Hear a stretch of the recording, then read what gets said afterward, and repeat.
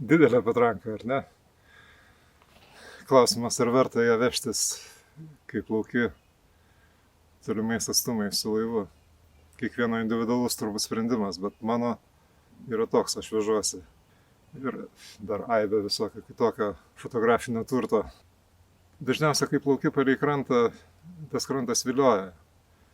Ir didžioji dauguma įgulos, ten yra įdomių vaizdų, puola fotografuoti. Ir aš taip pat tą darau.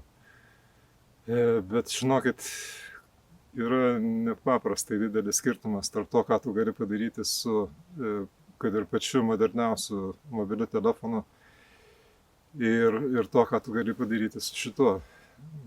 Dėl to ir vežuosi tos 2 kilogramus. Taip, šitas daiktas kartu su fotoaparatu sveria virš 2 kilogramų ir dar papildomai mažiausiai 5 kilogramus įvairiausios įrangos tam, kad galėčiau padaryti tai kokybiškiau. Ką man to reikia? Aš nesu fotomenininkas, tikrąja to žodžio prasme. Gal ir norėčiau būti, bet jau turbūt kitame gyvenime. Tai yra kontaktas su aplinka. Aš žiūrėdamas per fotoaparato perspektyvą labiau analizuoju, labiau atkreipiu dėmesį ir labiau prisijaukinu tą aplinką. Ar save prisijaukinu prie tos aplinkos.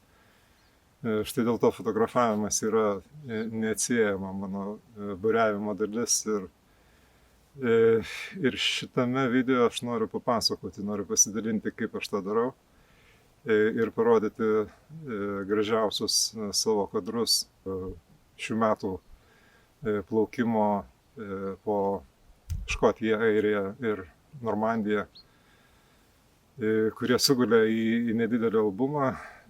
Aišku, tas albumas yra privatus, nėra komercinis projektas, tačiau jeigu atsirastų norinčių jį turėti, vieną albumą aš padovanosiu.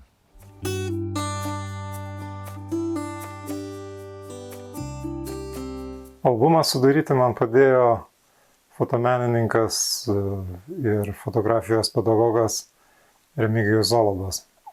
Esu jam labai dėkingas, nes jis padėjo man pamatyti papildomai tai, ko nebuvau pamatęs savo fotografinio darbo metu. Viršelio fotografija yra visiškai ne apie buriavimą, tačiau šitas kadras mums abiems labai patiko, nes jis yra dinamiškas ir vedantis į priekį, rodantis štai mes plaukiam. Tai yra kateris, ne jachta, aišku, yra minusas, bet iš jachtos tiek dinamikos ne visada pasiseka išlaužti. Štai pats kadras buvo atrinktas iš daugybės. Tam, kad padaryti šitą kadrą, aš padariau daugybę bandymų.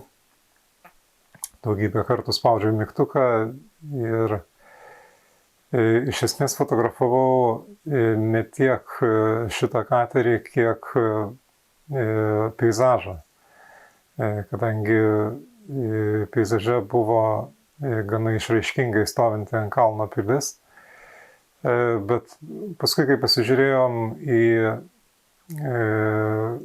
galutinį tos pilies vaizdą, tai supratom, kad tiesiog tai yra vienas kadras iš daugelio, nieko per daug neįsiskiriantis, šimtai žmonių yra tai fotografavę. Na ir todėl iš visos tos serijos bandymų buvo atrinkta būtent šita katerio fotografija.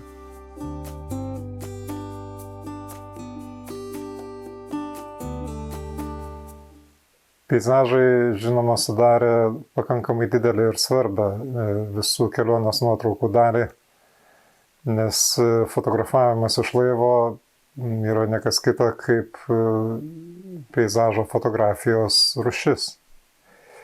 Na ir pasižiūrėkit į šitą pakankamai niūrų, bet vilties teikiantį peizažą.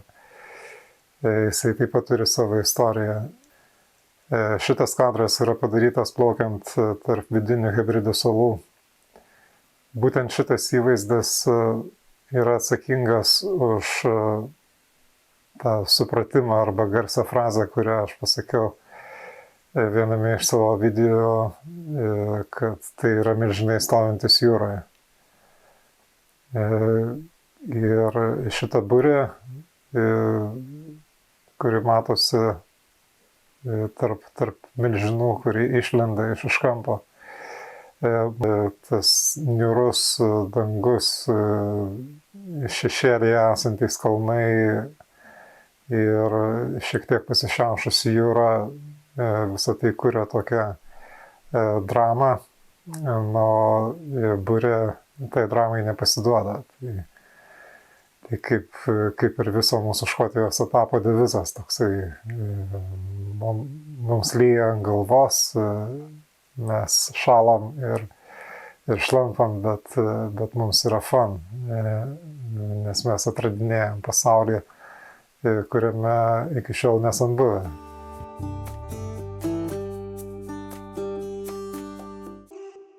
Kalbant apie peizažus, tai tikrai peizažų buvo daug ir įvairiausių ir negali jų išvengti plaukdamas laivu.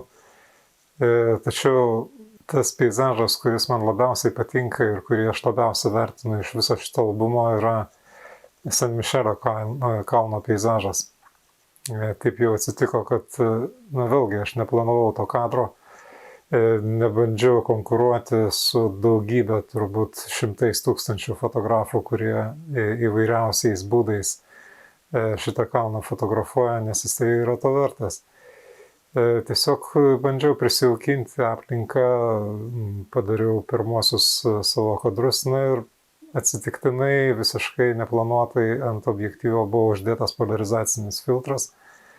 Ir tai, kas gavosi, tai nepaprastai dramatiškas debesų vaizdas. Tai vėlgi patys geriausi kadrai visada išeina neplanuotai. Tai taip ir pavyko šitas kadras.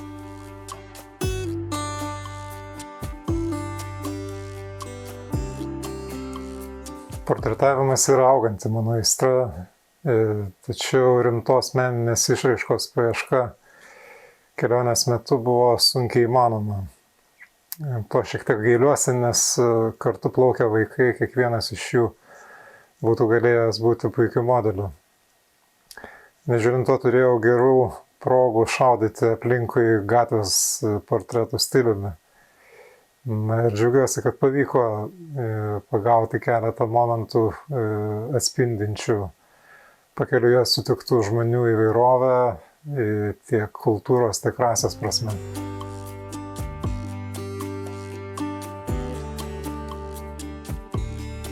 Ir be abejo, gražiausia ir svarbiausia asmeninė atsiminimų medžiaga yra įgulos portretai. Tie žmonės, kurie buvo šalia, kartu miegojo, kartu dirbo, kartu dalinosi vargais ir džiaugsmais. Jie taip pat yra albume, tai esame mes. Vivačia įgula.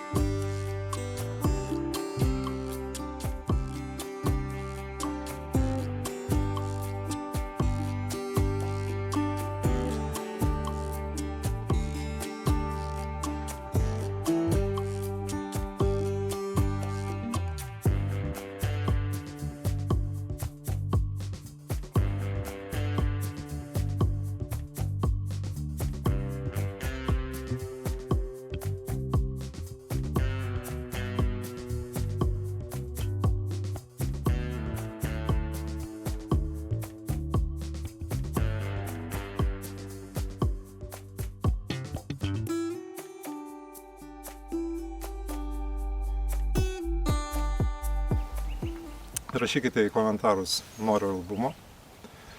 Galite parašyti ir ką nors įdomesnio. Jeigu bus norinčių daugiau negu vienas, darysime burtus.